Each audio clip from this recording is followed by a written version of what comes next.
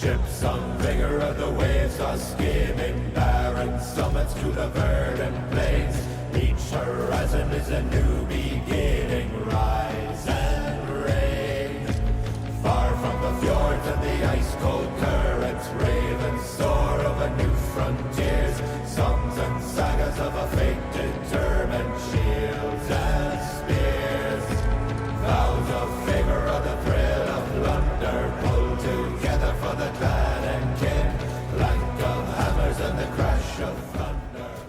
Hi guys, what is going on, and welcome back to another video on Conqueror's Blade. Obviously we're going to be taking a look at the favoured sons today, the Sons of Fenrir, whatever you want to call them. But just before we get stuck into them, I just want to say that as this video goes out, well at least hopefully as this video goes out, we'll be also going live over on Twitch. So yeah, hopefully after you've watched this video, if you want to come over, say hello, drop by, ask any questions, see me live for whatever reason, then feel free to, because I'll put a link in the description and in the comments down below. But anyway, onward with the Sons of Fenrir video. But they are such a strange unit. They're kind of hard to describe. They're sort of like wolf ninjas, maybe is the closest thing to describe about them. They're not a particularly great unit by any stretch of the imagination, but they do have their occasional moments. And they certainly get a few plus marks for me for a sort of attempted innovation in terms of the game mechanics around them. I quite like the jump, in a sense, the fact they get to jump over units, and I like the way they play in terms of some of their abilities. For example, I like the Predator because it gives them, well, both the range resistant, but more importantly that movement speed bonus, which makes them move ridiculously quickly. So you can cover great ground between you and enemy ranged units and get stuck in. So they're great as a flanking unit. They obviously also have like a little bit of a burst damage, this beast, which sort of acts a little bit like a Kondo's shock attack, or, you know, an Azap's on watch. It's just sort of a burst damage ability, which increases the amount of damage they do during the period. Quite nice. Has quite a long cooldown, relatively speaking. What feels like it does, I think, is around 40 seconds.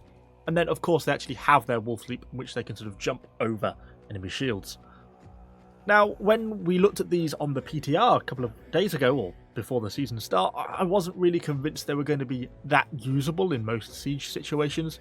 A few of you disagreed and sort of thought you might be able to hop over shields, get the shields to turn around and stuff.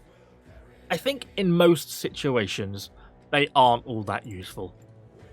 Yes, you can jump over shields, you can jump over a unit of stalwarts, and in an ideal situation, if there was a unit of stalwarts and a friendly team pushing those stalwarts, you could jump over the back and come around behind them. But that just isn't a situation that happens very often, because more than likely you'll jump over the stalwarts into a unit of paladins and you'll die. You'll jump over the stalwarts into a unit of pike militia and you'll die. It just isn't very many situations where it's that clean. Or you'll jump over the unit of stalwarts, you haven't got a friendly team there supporting, and the stalwarts will turn around and you'll die.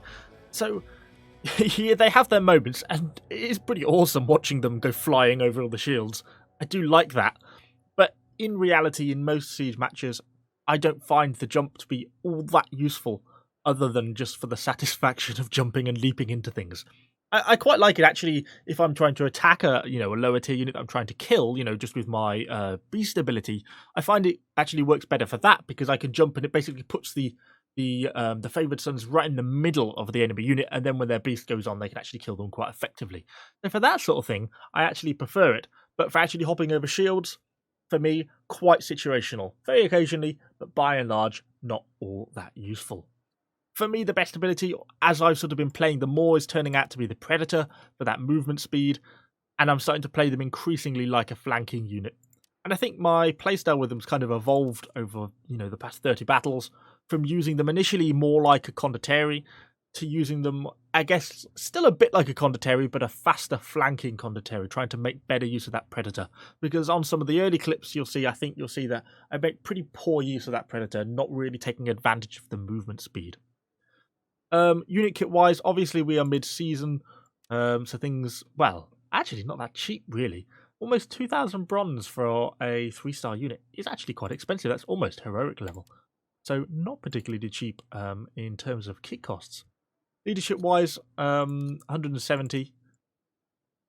Quite expensive, we're up to like Namkan level again. I guess same as unit of condottieri, I think exactly the same as a condottieri. So I suppose there's some balance there, but yeah, I mean, I think in most situations I would be taking condos over these guys. But anyway, let's hop into a little bit of combat. Let's hop into some wolf-related action and see what these guys are actually like in battle. Just before we get into our proper clips, I just wanted to highlight how fragile these guys are. So, an enemy unit of them runs into some ASAPs, and they're dead. I mean, it's like a second. They are a very fragile unit. But for our main clip, we are on Valley Fortress. And the enemy siege towers have just started to land. They haven't yet taken any of the points. And our friendly paladins are starting to push down the tower. So I think, well, I want a little bit of piece of that action. Nothing more fun than watching these guys go flying down a tower. So we set them off on their Wolf Leap mode. And whoof, they all go jumping down the tower and just dive into a unit of peasants at the bottom. In beast mode in this sort of situation, they actually work perfectly well. And they cut through the peasants as well as any Condor or ASAP. Because, as I say, their beast mode is actually quite damaging. It's just that they're a very fragile unit. So we pull them back up the tower because, well, I don't want to stay down there with the enemy artillery. Don't really want to be taking any losses unnecessarily on the unit when it's still in quite good condition. So as we pull back through, the enemy breaks through the gateway. But actually, I think they didn't have that much there. And it turns out our team, well, it did have a lot there. So they absolutely slaughtered the guys in the gateway. So there wasn't really much for me to do there. I would have quite liked to get stuck into what was on that side, but not to be. So I throw the unit back to the supply point because one of them is almost dead, and there's not really a lot going on they can be used in. Because they're really not very useful in this sort of situation, I don't think, where there's a large fight, lots of enemies, arrows flying around, lots of stuff going on, lots of heroes. Because they're so fragile, they just don't really hold up very well in that sort of situation. So you really, or at least I am, for me, my playstyle seems to be looking for those side fights, those flanking fights. You know, those opportunities to try and attack some of the enemy range or some enemy units that aren't paying attention, or get round the back. So I noticed there's some enemy crossbows coming up the siege tower we started on. Looked like our team was pushing them a little bit anyway, but I thought, well, we are quite quick with these guys compared to those friendly paladins that are going that way. So I decided to push on with my unit. Kind of wish it was my unit chasing those crossbows, not those paladins, but hey ho. But as we come down here, I notice there's a nice group of undefended Pavis. So I send the unit on the way. I wait until they clear the bottom of the tower, and then I go on with the Predator, which gives them that significant speed boost. Look how quickly they move now. Go for the charge. Obviously they've got the range damage resistance, and they don't actually take that much considering they're jumping into a full Golden Era Pavis, and they absolutely wipe their unit super quickly. That is a full stack of Pavis T5 crossbow unit, and that was a really nice kill. I was really pleased with that, and it shows how fast this unit is as well. They just get in, get out, and look at them almost back up the tower again already. And so it's making use of that Predator for that movement speed, which is what makes them a really effective unit in my opinion. And that's something I think I've learnt more recently. When we go into some of the earlier footage that you'll see after this one, I don't really make proper use of that Predator to get the movement speed bonus. And yeah, that Predator is what makes them an awesome little flanking unit. But they are still super fragile. They do get that resistance against range, so as you see, we only lost one guy against those Pavis, and those Pavis did turn and fire on me, so I was kind of expecting to take more damage than I did.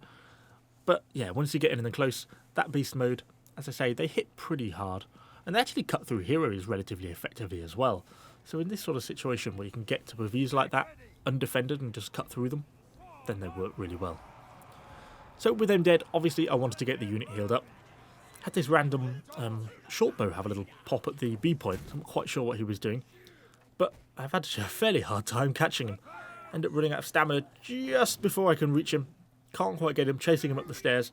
We're both completely out of stamina by this point, but I'm just in range to catch him with the edge of my Warlord's Greeting, go for the Flying Reaper, and it gives the Dual Blade enough time to catch up and we can secure the kill.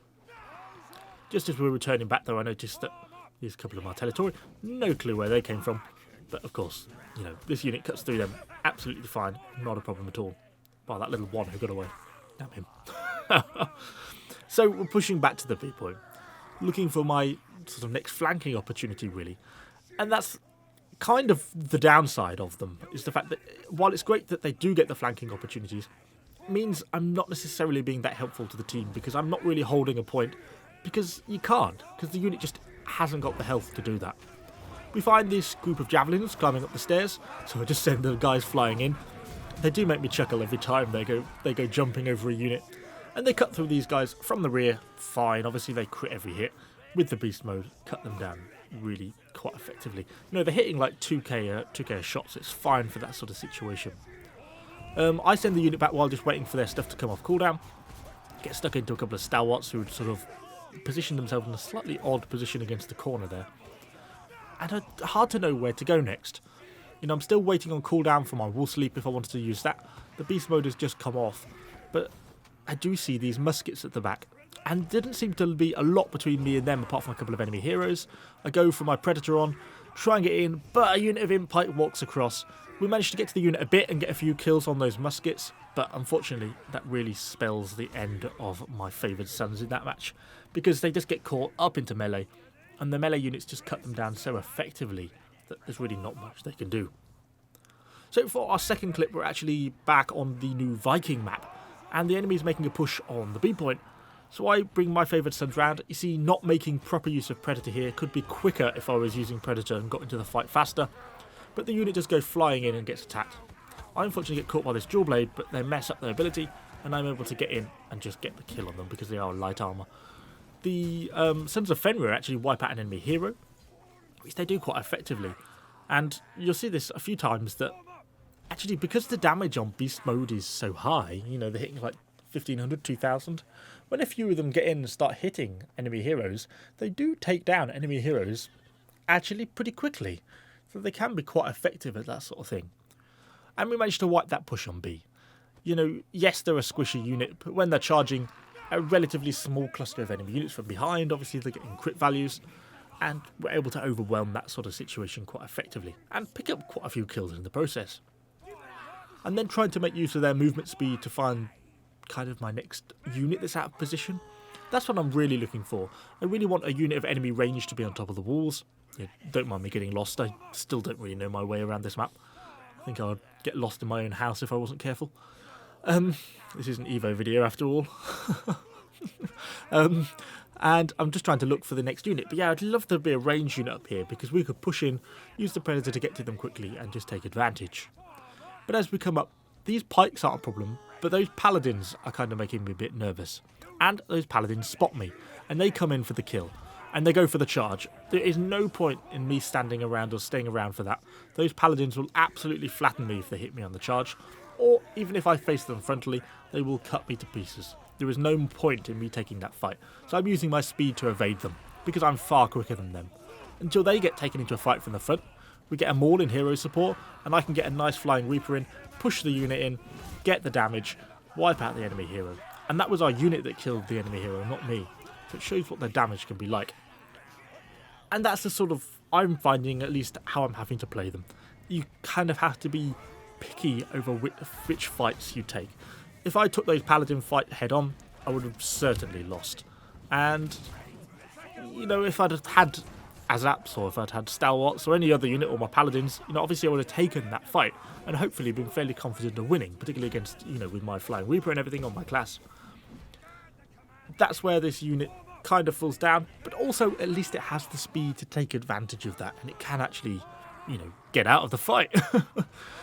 I was actually coming back to the supply point at this point, but there was actually quite a few stuff pushing on B, including some other Sons of Fenrir. So I decided to get stuck in, go straight on with the beast mode. Obviously they do pretty decent damage, start to get a few kills, start to clear out some of the enemy heroes, start to push into the pikes, but it starts to build up and then more pikes start to come through, and I'm starting to get a little bit nervous at this point because there's quite a lot of stuff coming in. I decide just to go for it, particularly as this enemy cav comes in, and actually as we jump across we get another hero kill with a unit, but unfortunately there's just too much stuff here now, and it's a too prolonged fight, and that's where the unit just takes up too much damage too quickly. And even though they rack themselves up quite a few good kills, the unit unfortunately gets themselves wiped out. But it shows kind of they can be used as a faster condottieri in some situations. But realistically, they are better for trying to flank and pick out enemy ranged than they are really for getting stuck into any sort of prolonged engagement, because they just don't have the hit points to do it. So are they a good unit? Not really. They're a fun unit, They are fast and they do have their moments. The damage isn't actually that bad, but they're just a very, very soft unit and they're very easily killed. And realistically, I would be taking condos over these guys in most situations. But anyway, hopefully you've enjoyed the video. If you have, do let me know what you think in the comments down below. Of course, subscribe to the channel for lots more Conqueror's Blade content, and I shall see you guys all on the next video.